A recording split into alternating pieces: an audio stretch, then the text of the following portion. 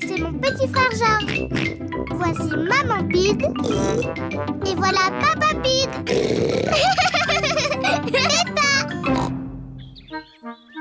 Betsy la tondeuse. Peppa et Georges jouent dans le jardin. L'herbe n'a pas été coupée depuis longtemps. Elle est devenue très haute. Tu viens, Georges.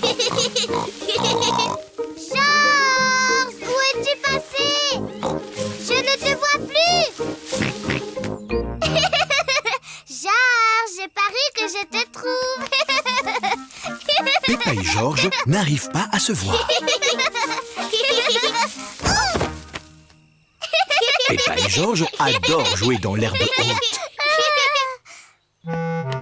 Papa Pig s'apprête à lire son journal. Ah, c'est une journée idéale pour ne rien faire. Papa Pig apprécie de ne rien faire. Oh, regarde-moi ça, Papa Pig. Notre jardin est revenu à l'état sauvage. Que veux-tu dire, Maman Pig? Eh bien, l'herbe, elle a besoin d'être coupée. Oh, mais j'aime bien, moi. L'état sauvage, c'est la nature. Maman, papa, venez jouer dans l'herbe haute. C'est drôle. Oh, oh, d'accord. On va tous jouer avec ce ballon à pois. Oh,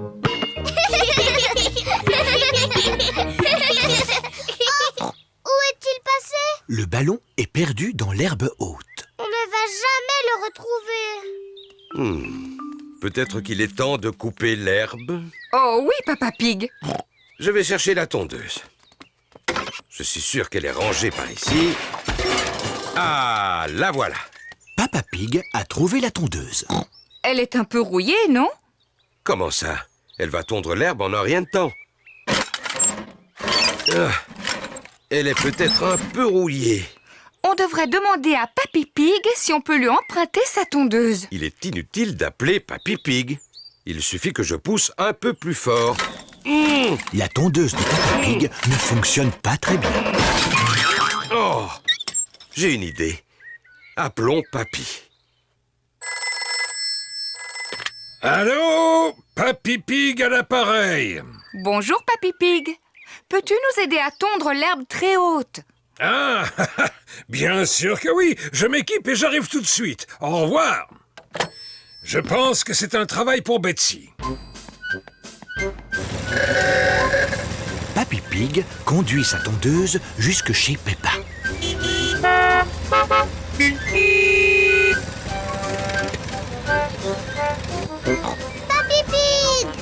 Papy Pig! Bonjour tout le monde. J'ai entendu qu'il y avait de l'herbe à couper. Elle est un peu trop haute pour ma pauvre tondeuse. Ne vous en faites pas, Betsy va le faire en un rien de temps.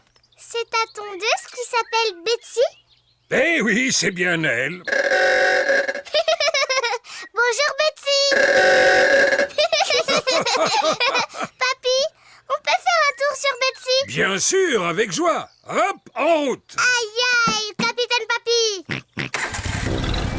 On va tondre cette herbe en un rien de temps. Accrochez-vous, en avant! Oui! Betsy est très forte pour couper l'herbe. Qu'est-ce qu'on s'amuse?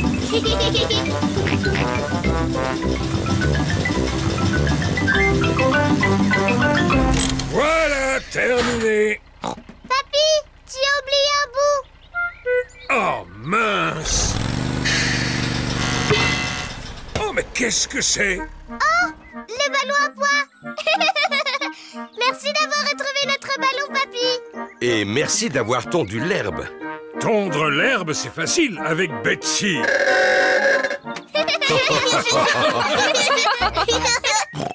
Maintenant, on peut jouer avec notre ballon à pois. À toi, papa. Le ballon rebondit très bien sur l'herbe coupée. Oh, oh, oh. À toi, Georges. Papy Pig. Ah, je l'ai.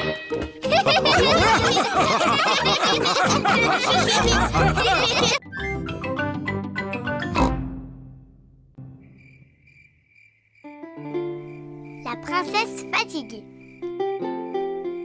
Il fait nuit. Peppa et Georges montent se coucher. Bonne nuit, Peppa et Georges. Maman, papa, Oui, Peppa. j'ai pas envie de dormir. Vous nous racontez une histoire? Mais Georges est peut-être fatigué, il n'a pas envie d'une histoire. Georges, tu veux écouter une histoire? Dis oui. C'est d'accord. Puisque vous insistez, je vais vous raconter quelque chose. Si papa vous raconte une histoire, vous devez nous promettre de dormir. On vous le promet. Alors voilà, je vais vous raconter l'histoire de la princesse fatiguée. Tu es sûr qu'elle est bien cette histoire? Elle a l'air drôlement ennuyeuse. Ce n'est pas ennuyeux, ça te plaira beaucoup. Est-ce que ça parle d'une vraie princesse? Peppa, si tu continues d'interrompre Papa Pig, il ne pourra jamais commencer. Pardon, maman. Est-ce qu'il y a une vraie princesse dans cette histoire, papa? Oui, c'est l'histoire d'une vraie petite princesse. Une princesse fatiguée. Il était une fois une petite princesse qui vivait dans un grand château. Elle était surnommée la princesse fatiguée. Papa, pourquoi on l'appelait comme ça? Je te l'expliquerai plus tard. Est-ce qu'elle était jolie, cette princesse? Oui, elle était très jolie. Elle passait son temps à se regarder dans la glace. Je suis la plus jolie. Qui d'autre habitait dans ce château? Ah, eh bien, Dans le château, il y avait aussi le petit prince, la reine maman et le roi papa. c'est exact. Eux aussi, ils habitaient là. Est-ce que le roi papa avait un gros ventre? Bien sûr que non. Il était très beau, comme moi. Peu importe. Il y avait aussi un gros dragon. Dinosaure. Un dinosaure. Oh oui, c'est vrai, ce n'était pas un dragon, c'était un dinosaure. Un énorme dinosaure très méchant qui vivait tout à côté du château.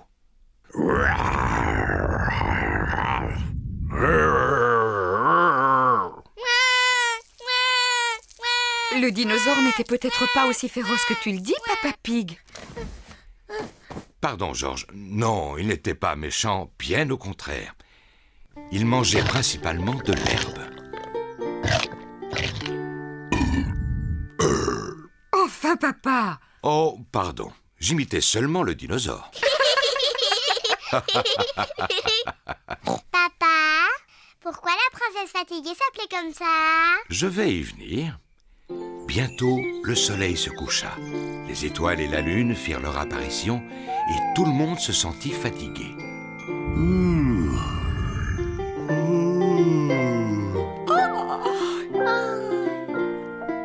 Mais la princesse fatiguée était la plus fatiguée de tous. Peppa, tu es fatiguée? Non, papa, je ne suis pas fatiguée du tout. Oui, mais j'en vois un qui s'est endormi. Georges, réveille-toi. Sinon, tu vas rater la fin de l'histoire. Peppa n'est peut-être pas fatiguée, mais la petite princesse tombait de sommeil. À force de se regarder toute la journée dans la glace, elle était épuisée. Je vais te porter jusqu'à ton lit. Bonne nuit. La princesse fatiguée était tellement fatiguée qu'elle s'endormit immédiatement.